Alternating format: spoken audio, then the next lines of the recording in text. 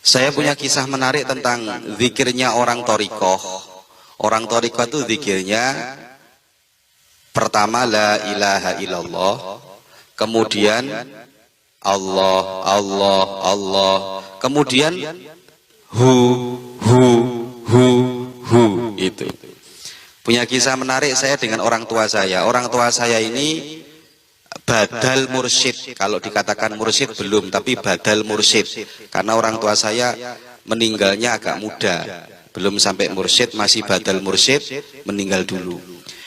Suatu hari saya ini ikut tahlil ke tetangga desa. Kalau orang tua saya wiridanya tidak seperti itu. Cuman tetangga desa saya itu ada orang sepuh, ulama sepuh, itu mukhalid, dekat dengan orang tua saya.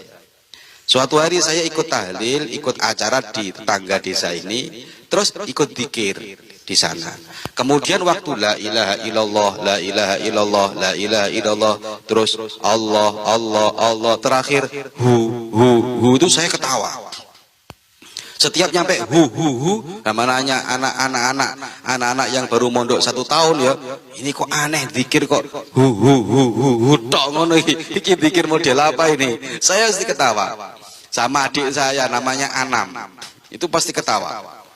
Akhirnya saya jarak 2 hari, 3 hari, saya cerita ke orang tua saya, ngomong, Abah, ini ada orang zikir, itu zikirnya pasti hu ini terakhirnya itu sesat nggak itu, Bang?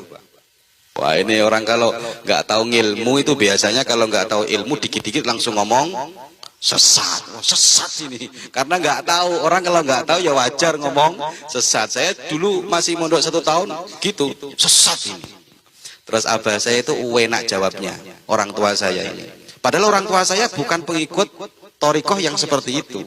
Orang tua saya bukan pengikut Thariqah yang seperti itu. Jawabannya orang tua saya itu enak ya. Jawabannya orang tua saya gini.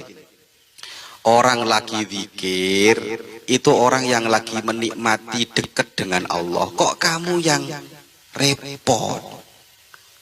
Orang yang lagi zikir itu orang yang lagi dekat dengan Allah, menikmati dekatnya dengan Allah. Lah kok kamu yang ribut itu loh? Ngapain kamu ribut? Sudah kamu belajar lagi, nanti kamu tahu-tahu sendiri. Nggak dijawab. Akhirnya kita belajar 1 tahun, 2 tahun, ketemu dengan orang yang mampu menjawab ini, orang yang ngalim. Terus kita baru tahu ternyata. Jadi makanya orang kalau nggak tahu jangan menghukumi sesuatu yang kita tidak tahu. Itu penting. Jangan dilihat dari wah ini kayaknya sesat, saya nggak menemukan dalilnya. Asik dulu, sampai belajar dulu. Belajar dulu, ngaji dulu. Ya, sama dengan ketika saya curhat ke orang tua saya itu, saya diketawakan sendiri sama orang tua saya. Karena kita masih ya belum dewasa itu, akhirnya mentertawakan seperti itu. Ternyata la ilaha illallah kemudian jadi Allah, Allah, Allah, kemudian jadi hu itu Pak Rohim. Itu ternyata orang kalau zikir la ilaha illallah, la ilaha illallah itu zikir yang masih standar. Artinya kan zikirnya kan tiada Tuhan selain Allah, tiada Tuhan selain Allah. Selain Allahnya masih ada enggak? Ada? Ada. Gak ono Tuhan selain Allah. Tapi bayangan dia selain Allahnya masih ada. Makanya dia bunyinya la ilaha illallah, la ilaha illallah, la ilaha illallah. Gak ono Tuhan selain Allah, gak ono Tuhan selain Allah. Semuanya gak ada kecuali Allah. Semuanya gak ada yang wajib disembah, gak boleh disembah kecuali Allah. Semuanya tidak ada kecuali tujuannya Allah. Kemudian orang kalau sudah zikirnya mulai nikmat, semuanya sudah gak ada kecuali hanya Allah, Allah, Allah, Allah. Selain Allahnya sudah nggak ada. Sudah nggak mampu menyebut yang lainnya. Yang bisa disebut cuman Allah, Allah, Allah, Allah, Allah, Allah, Allah, Allah. Menurut Jadi mereka nikmat banget menikmati zikir dengan menyebut nama Allah. Wes gak mampu menyebut selain itu sudah nggak ada. Yang ada hanya Allah, Allah, Allah, Allah, Allah, Allah, Allah, Allah. Di budi terakhir-terakhirnya, dia sudah tidak mampu menyebut namanya Allah. Orang itu kalau sudah kadung nikmat, itu nggak mampu menyebut namanya. Dia. Hu itu kan artikan huwa. Kalau Allah itu isim dohir.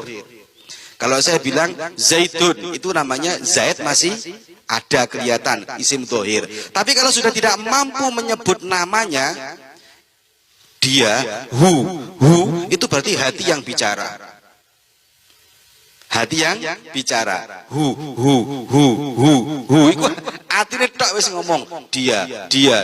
Sudah nggak mampu lagi menyebut nama Allah. Ini kalau perlu wis nggak perlu ngomong, nggak perlu zikir sudah. Hatinya tok ngomong.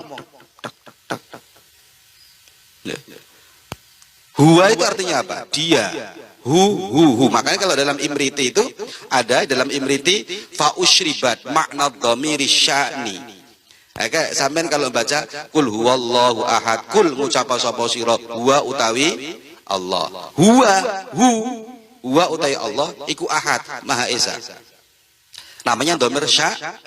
Dhamir sya'an ini dhamir itu artinya hati. Ad-dhamir fi dhamir. Makanya guru saya Lirboyo itu pernah menyampaikan ad-dhamir fi dhamir, faman lam ya'rif marji ad-dhamir falaysa bid-dhamir. Domir itu dalam hati. Barang siapa tidak mampu mengembalikan domir, maka dia tidak punya hati. Ad-dhamir fi dhamir. Jadi orang santri ngaji gak ngerti mengembalikan lafaz hu kembali ke siapa? Ke Allah. Ad-dhamir fi dhamir. Faman lam ya'rif marji ad-dhamir falaysa fi dhamir. Barang siapa tidak mampu mengembalikan lafaz hu kembali kemana, dia nggak punya hati. Lah kalau dalam kalau kitab apa ini jenenge ini Imriti itu kan sudah jelas itu. Orang kalau sudah kadung nikmatnya zikir itu seperti orang yang sudah apa ya, gila lah.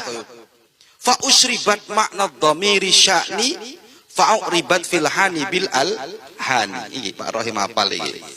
Imriti. Fa usribat makna dhamiri sya'ni. Sya'an, dhamir sya'an, fa'uribat fil hani bil al-hani. Itu kalau di Muqaddimah dulu nadoman ini, orang yang lagi larut cintanya kepada Allah, dia akan tenggelam dalam cintanya dan lupa segala-galanya. Fa'usribat, maka dia diibaratkan orang yang lagi minum arak di depannya, kemudian dia ada nyanyian lagu-laguan bil alhani, ono lagu-laguan, ono apa gendang-gendang, ono tabu-tabuan. Dia sudah nggak ingat semuanya. Sya'an sudah, ya nggak ingat semuanya. Pak Rohim seneng ke orang, Pak Rohim. Mbak mampu nyebut namanya saya, Fatimah, wes gak iso. Khadijah, wes gak iso. Sing iso ngomong dia. Gak mampu saya sebut namanya. Kalau tadi orang la ilaha illallah, tiada Tuhan selain Allah. Sik panjang. Yang lainnya sudah nggak ada, tinggal Allah. Nyebut Allah toh sudah nggak mampu dia karena sudah seakan-akan sudah menyatu. Ini dia. Kalau perlu lagi sudah nggak nyebut namanya.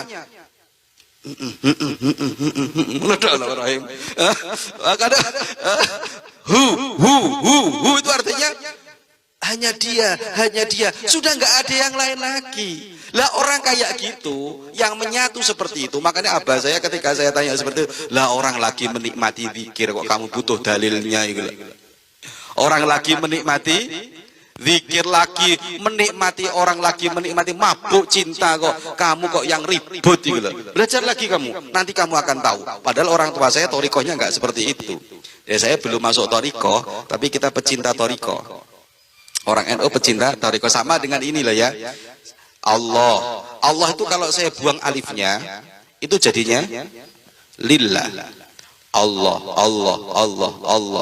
Tapi kalau saya buang alifnya jadinya lillah. Lillah artinya apa? Karena Allah. Itu kalau saya buang lagi lillahnya, tinggal lahu.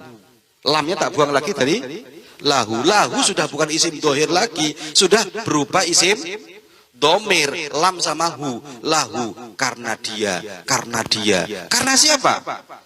Orang sudah gak menyatu, ini sudah habis semuanya karena dia. Nah dia itu siapa? Oh kamu kalau nggak berani, nggak bisa mengembalikan kembali kemana? Ini domir ini. Kemana sih? Oh kamu nggak punya hati. Belajar dulu jatuh cinta baru punya hati. Lahu. Sing biasa jatuh cinta iku mah, ngerti ngene iku. Lahu karena dia. Terus sudah karenanya sudah nggak ada, tinggal dia tok wis pokoke arek iku wis dia. Itu kalau sudah perlu, gak perlu nyebut namanya. Kamu seneng gak perlu disebutkan namanya ini. Gak perlu saya ngomong. Kadang ada orang ngomong ya, sudah orang itu ngomong dari hati ke hati saja, selesai.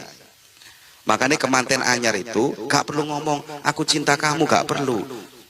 Menang tok dadi anak. Ya, lo kenapa? Ya iku wis lah. Ya iku cara memahami zikir ngono lho. Ya asik banget ini zikirnya. Makanya kita kalau kita mau memahami betul-betul zikirnya orang-orang tasawuf itu, orang-orang thariqah itu, tanya dulu, lihat dulu, berkumpul dengan mereka baru menghukumi. Jangan lihat dari zahirnya kemudian kita ngomong ini nggak ada dasarnya. Habis kita kualat kita ini suwe-suwe dengan ulama-ulama sepuh. Paham ya? Ngerti nggak ini ya? Hati-hati santri ya. Hati-hati kita ikut guru-guru kita selesai. Jangan mudah menyalahkan kalau kita tidak tahu. Saya pikir ini cerita asik banget ketika saya masih sangat-sangat muda belia, waktu mondok masih 1 tahun. Semoga barokah, semoga manfaat.